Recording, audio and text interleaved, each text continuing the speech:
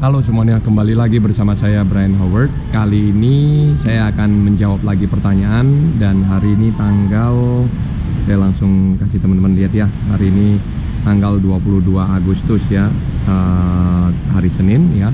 Jadi tadi baru selesai ngelatih anak-anak ya. Dan sekarang jam 7.03 pagi ya. Nah selamat pagi teman-teman semuanya. Salam olahraga ya. Jadi kemarin ada dapat salam dari Sulawesi Tenggara, Kendari, dari Sulawesi Tengah, dari Jawa Tengah juga ya teman-teman. Salam balik ya buat teman-teman pelatih di sana. Apabila ada yang bisa saya bantu atau saya jawab ya, mudah-mudahan bisa bermanfaat ya buat teman-teman sekalian di seluruh Indonesia ya terutama. Saya akan langsung jawab pertanyaan yang pertama ya. Ini ada lebih kurang ya, ada 5, 6, 7, 8, 9, 10, 11, 12, 13, 14, lebih kurang ada 14 pertanyaan. Saya coba akan bagi 5 pertanyaan yang pertama, habis itu 5 pertanyaan kedua dan 4 pertanyaan terakhir ya. Ataupun nanti kalau pertanyaan yang pendek saya akan coba jawab langsung cepet ya. Nah, jadi videonya nggak kepanjangan buat teman-teman. Nah, sekarang di sini ada pertanyaan ya. Di sini pertanyaan yang pertama di video, apakah ada dan berapa persentase menu warm up, pre-main set, main set, dan recovery ya.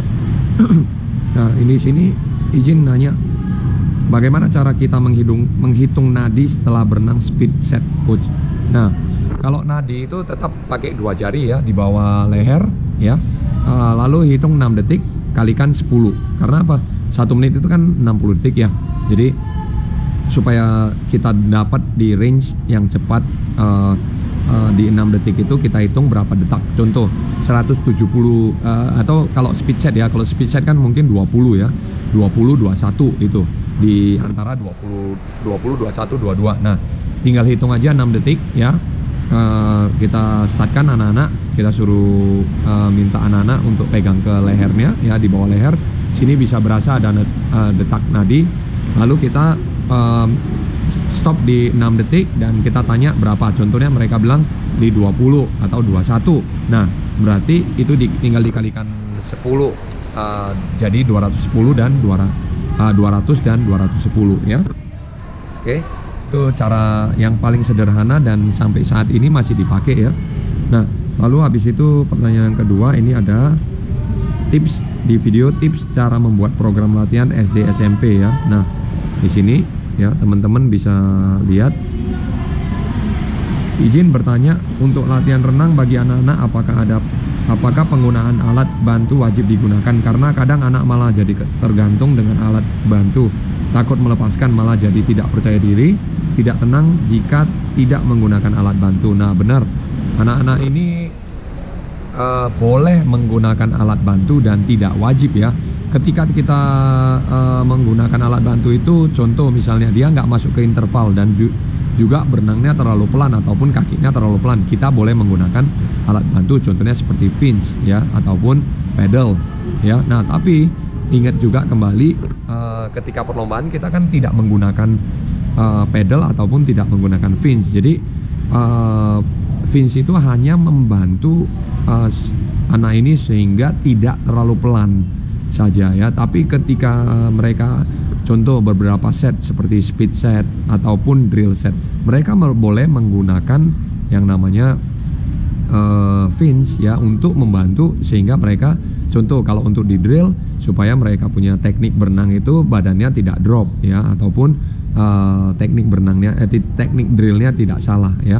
Ataupun pada saat speed set perlu kecepatan yang tinggi untuk mendapatkan waktu itu. Nah, kita juga boleh memberikan alat bantu itu ya. Nah, itu mungkin bisa terjawabkan ya. Apakah wajib? Tidak. Tapi boleh dikasih. Tapi betul jangan sampai ketergantungan ya. Oke. Nah, lalu berikutnya di sini, sorry ya, saya lap sedikit. Ini yang di depan ada sedikit apa namanya? Saya lap sedikit. Sorry teman-teman. Ya. Oke. Lalu habis itu di sini pertanyaan yang ketiga nih ya. biar cepet ya, nggak terlalu pelan juga kita jawab. Bagaimana cara mengatasi badan yang tenggelam? Di sini ada head position ya. Baru nemu channel ini, coach mau tanya cara mengambang atau floating, apakah sudah ada video tutorialnya? Saya sudah pernah buat dari mulai egg beater itu ya. Jadi dari mulai kayak telur menetas, lalu habis itu tangannya di majuin ke depan. Nah itu cara untuk ngambang ya. Nah teman-teman bisa cek ke video sebelum ini ya. Saya buat itu egg beater float ya. Nah bagaimana cara mengambang di air ya, atau float. Nah itu salah satu bagus juga untuk keselamatan di dalam air ataupun water safety ya. Sudah ada video tutorialnya. Oke. Nah pertanyaan berikut yang keempat ini ya, 1, 2, 3 tadi ya. Oke, 2, 3, 4. Nah di sini agak lumayan banyak nih. Apakah ada dan berapa persentasi menu warm up, pre-main set dan main set? Malam izin bertanya, waktu itu mungkin lagi malam ya, ini kira-kira 2 apa 3 minggu yang lalu. Apakah di klub renang atau calon atlet diinformasikan mengenai swimmer's ear atau autistic externa? Nah ini mungkin agak ke bahasa biologis ya. Biasanya klub atau calon atlet sehabis renang bagaimana mengiringkan telinga untuk mencegah swimmer's ear. Nih ya di sini ya. Apakah ada tips dan trik agar terhindar dari hal tersebut? Terus terang saya sudah berhenti berenang kapok gara-gara terkena hal tersebut. Oke, terima kasih, salam sehat. Nah, salam juga buat teman-teman ya yang telah memberikan pertanyaan. Jadi pertanyaan yang pertama mungkin saya jawab dulu, apakah klub atau ada menginformasikan kepada atletnya ya? Biasanya kalau anak-anak ya kita klub kita tidak langsung memberitahukan, tapi biasanya ketika praktek anak-anak ada yang masuk ke telinga, itu kan anak-anak biasanya nggak berasa nyaman ya, berasa nggak nyaman gitu. Akhirnya kita memberikan edukasi atau informasi, yaitu dengan memasukkan air, memancing air itu kembali keluar ya, untuk ngeringkan kembali telinganya. Jadi kita masukin air ya ke telinga, lalu habis itu kita balikin arahnya sehingga anak-anak itu airnya kepancing biasanya. Nah air ini kan sifatnya apa? Adhesif ya, kalau nggak salah adhesif ya. Jadi ketika air itu ketemu dengan air, dia langsung kayak nyangkut gitu ya. Jadi dan juga membantu untuk keluar gitu. Nah itu mungkin salah satu yang saya ketahui ya. Tapi kalau misalnya kalau udah parah ya, saya pernah ketemu anak-anak yang telinganya dia sampai ada yang dibilang berjamur gitu. Tapi sampai sekarang juga masih berenang. Cuman kita nggak tahu apakah karena airnya kotor ataupun dia kemasukan kotoran atau debu ya. Nah tapi ketika dicek di THT itu katanya ada jamur, jadi akhirnya diberhentikan berenang sekitar 1 minggu, tapi berenang lagi. Nah pikirnya habis itu aman. Nah tapi caranya adalah kita masukin air ke telinga ya. Jadi sehabis berenang kalau misalnya ada kemasukan air, nah, bukan tips juga ya, bukan trik juga, tapi ini adalah caranya. Kita masukin air ke telinga ya, lalu habis itu kita balas kembali gitu, kita balikin arahnya dan kita turunkan arah sebelah mana yang kita ada airnya. Contoh sebelah kanan, berarti kita pas masukin, kita masukin dulu airnya, lalu kita balas kembali ke sebelah kanan sehingga airnya bisa turun ya. Nah cara adhesif itulah yang untuk lengketkan air ke air itu ya. Nah itu yang saya ketahui. Jangan kapok juga gara-gara terkena air ya. Boleh terus berenang, nggak jadi masalah. Ataupun kalau biasanya sudah terlalu parah, boleh menggunakan ear plug ya. Jadi kayak ada satu kayak gini ya. Dia ada kayak spons ataupun ada karet yang biasanya bisa masukin ke telinga gitu loh. Nah itu biasa saya sering lihat orang tua yang berenang ya, ataupun anak-anak yang berenang di kolam-kolam yang biasa ya. Mereka menggunakan earplug itu supaya air tidak masuk. Itu juga boleh, salah satu ya, boleh dicoba juga ya. Nah tapi ya memang kurang nyaman kalau menggunakan earplug ya, karena kita berenang kan maunya bebas ya. Nah Oke, itu mungkin terjawabkan ya. Lalu setelah itu berikut ada di video cara membuat program latihan renang, menjawab pertanyaan ya. Nah ini. Nah di sini 3 minggu lalu lebih kurang ya, 3 minggu lalu, bagaimana cara membuat program latihan sederhana dengan sarana kolam yang berukuran minim sekitar 25 kali 10 meter. Nah 25 meter itu masih termasuk short course ya, masih termasuk bisa buat latihan gitu ya. Tapi 10 meternya ya memang mungkin agak kecil ya, agak kelebarannya masih agak kecil, tapi itu udah cukup kalau misalnya perenangnya cuma 3-4 orang, bahkan 5 orang 6 orang pun masih bisa tuh. Jadi muter tuh, sistemnya adalah berangkat dari kanan, pulangnya dari kiri di satu lintasan itu ya, kan ada garis di bawah itu ya. Jadi berangkat kanan, pulang kiri. Nah lalu di sini kan bagaimana cara membuat program latihan sederhana. Kolam 25 meter itu cocok untuk sprint biasanya ya. Nah boleh dibuat kalau misalnya program sprint 4 kali 25 diulang 6 ronde. Nah tapi benar-benar harus kencang tuh, 4 kali 25 setiapnya lebih kurang di interval 40 ataupun 50 ya. Tergantung anak-anak, kalau misalnya anak-anak berenangnya lebih kurang di bawah 20 detik ya boleh dibuat 40 detik. Kalau di atas 20 detik ya boleh dibuat 50 detik ya. Nah lalu untuk programnya sendiri ya, pemanasan ya boleh dibuat untuk anak-anak, boleh dibuat biasanya untuk sprinter juga ya, kolam 25 ya. Nah tapi kalau untuk berenang panjang biasanya agak sedikit lebih pendek kalau untuk kolam 25. Tapi yang cocok biasanya untuk program sprint, program 100 pun cocok itu ya, program 200 ya. Contoh race pace 8 kali 50 itu pun bisa. Ataupun ini kan pertanyaannya adalah bagaimana cara membuat program latihan sederhana dengan sarana kolam yang berukuran minim sekitar 25 meter. Nah saya langsung jelaskan aja ya, untuk program pemanasannya boleh dibuat contoh 200 berenang, 200 kaki, 200 pull, 200 drill. Jadi total kan udah 800 tuh. Nah habis itu kita boleh masukin contoh 10 kali 100 kaki, setiapnya 2 menit contohnya. Nah habis itu kita buat contoh kalau mau buat set sprint 4 kali 25, setiapnya 40 detik sampai ke 50 detik, diulang 6 ronde atau 7 ronde ya. Nah kalau mereka sudah lebih kuat boleh aja ditambahin 5 kali 25 diulang 6 ronde ataupun lebih dari situ ya. Nah tinggal disesuaikan saja. Boleh juga sampai ke 6 kali 25 diulang 6 ronde, 7 ronde atau 8 ronde kalau mereka kuat ya. Nah habis itu pelemasannya boleh dibuat 400 meter contoh 400 drill, ataupun boleh juga 12 kali 50 ataupun 8 kali 50, satunya kaki, satunya berenang ya. Nah mungkin itu bisa membantu ya, program sederhana nih ya untuk speed setnya di kolam 25 kali 10 ya. Nah 10 kali 25 sih ini sebenarnya ya.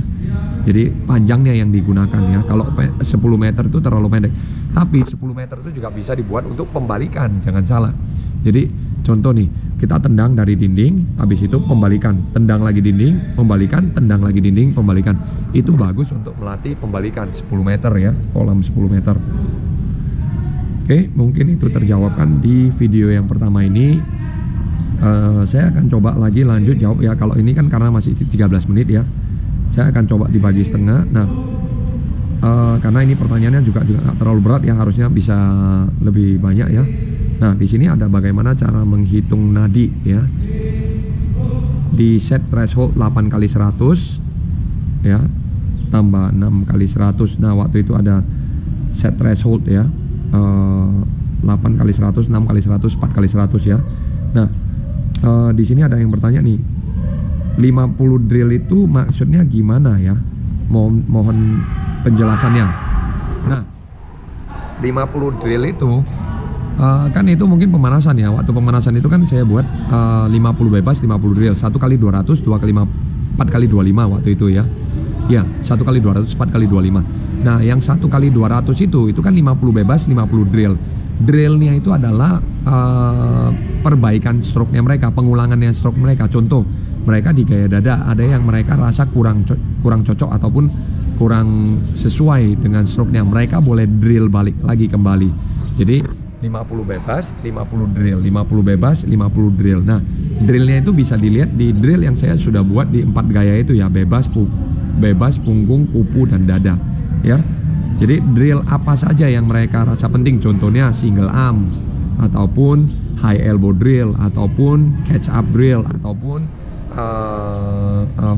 shark fin drill ya, itu di gaya bebas. Ataupun mereka ada yang di gaya kupu, di gaya dada, di gaya punggung ya. Nah, itu mungkin ya. Lalu habis itu di sini juga ada salam dari Kendari, Sulawesi Tenggara ya, Sulawesi Tenggara. Salam balik ya buat teman-teman yang ada di sana ya. Ini bisa dilihat ya. Lalu habis itu pertanyaan yang ke-7, pertanyaan yang ke-8 nih ya. Saya jawab ini, mungkin pertanyaan yang ke-8 saya jawab di video ini terakhir, nanti saya buka lagi pertanyaan yang baru. Apa tujuan descending interval di aerobic set 8x500? Nah, waktu itu saya penjelasannya di pagi-pagi hari ya. Nah, di sini coach, maaf, kenapa latihannya di pagi-pagi buta ya? Hehehe. Apakah ada pengaruh yang signifikan untuk kemampuan atlet renangnya? Kalau pengaruh signifikan sih nggak, cuman lebih fresh saja ya, lebih fresh karena anak-anak kan baru bangun, jadi langsung latihan lebih fresh ya, daripada sore setelah sekolah mereka latihan, mungkin mereka punya otot udah agak capek ya, sehingga mereka latihannya lebih maksimalnya di pagi hari ya. Sedangkan anak-anak pernah saya terapkan banyak kendala, belum sarapan, kemudian nanti belajarnya jadi males-malesan. Jadi gimana menurut coach? Oh ya, apakah yang coach latih ini sorenya mereka latihan lagi? Nah, kalau untuk kendala ya pasti ada ya. Ya anak-anak kalau sarapan ya bontotan ya. Kalau anak-anak pagi sebelum latihan pagi biasanya ya bagusnya mungkin isi sedikit. Contohnya kayak kalau mereka mau pagi-pagi jam 5 mereka makan sedikit kayak apel ataupun roti ataupun pisang gitu kalau mereka mau. Tapi kalau mereka nggak mau ya nggak masalah. Mungkin mereka habis minum susu ya langsung datang ke kolam latihan dulu. Kalau mereka mau, mereka minum susu duluan. Tapi kalau nggak mau ya setelah latihan mereka sudah siapkan bontotnya semua gitu loh. Jadi tinggal mereka makan ya. Dan contoh mereka siapkan apel ataupun pisang ataupun roti yang sudah diisi dengan coklat contohnya, ataupun susu coklat ataupun keju ataupun yang lain ya. Jadi udah disiapkan duluan, langsung habis itu berangkat ke sekolah. Nah, masalah malas-malasan sekolah mungkin ngantuknya kali ya, ya pasti ada karena mereka latihannya pagi ya. Tapi kalau udah terbiasa, mudah-mudahan ya udah nggak masalah ya. Paling di kelas mungkin ya istirahat sebentar waktu jam istirahat ya, paling keganggu ya sedikit. Tapi kalau untuk anak-anak yang benar-benar serius ya mestinya nggak masalah ya. Nah, sedangkan gimana menurut coach ya? Kalau latihan pagi sih bagus ya, menurut saya lebih bagus daripada sore kalau mau berprestasi ya. Tapi kalau nggak berprestasi sih nggak masalah, latihan sore aja gitu ya. Nah, apakah mereka masih ada latihan sore? Mereka latihan lagi di sore hari ini? Iya, ya mereka latihan pagi dan latihan sore. Karena kebetulan kita jadwalnya pagi di Senin sampai Sabtu, sorenya di Selasa, Kamis, Jumat. Jadi mereka kalau sesuai umur ya, kan saya pernah jelaskan kalau umur 13 tahun ya mereka latihannya cukup 6 kali seminggu. Ya mereka boleh pilih pagi, boleh pilih sore. Jadi ketika nggak latihan pagi ya mereka boleh pilih sore gitu loh. Tapi kalau mereka udah mulai umur 14 tahun ya boleh latihan 7 kali. 15 tahun udah boleh 8 kali gitu loh. Jadi bertahap ya. Nah, itu sudah pernah saya jelaskan di cara membuat program untuk long term athlete development ya, ataupun jangka panjang, atlet jangka panjang pengembangannya ya. Nah, oke, itu aja video kali ini. Saya akan jawab lagi pertanyaan berapa sisa lagi ya. Ada 5 kayaknya ya pertanyaannya ya. Sisa 5 terakhir, 1, 2, 3. Ya, sorry, ada 6 ya. Ada 6 pertanyaan terakhir. Saya akan jawab lagi di video berikutnya ya. Jangan lupa berikan kritik dan saran di kolom komentar. Saya Brian Howard. Salam buat teman-teman di seluruh Indonesia. Salam buat teman-teman pelatih renang di seluruh Indonesia juga. Itu saja. Terima kasih telah menonton. Jangan lupa berikan kritik dan saran di kolom komentar. Saya Brand Hood. Sampai jumpa di video berikutnya. See you in the next video. Bye.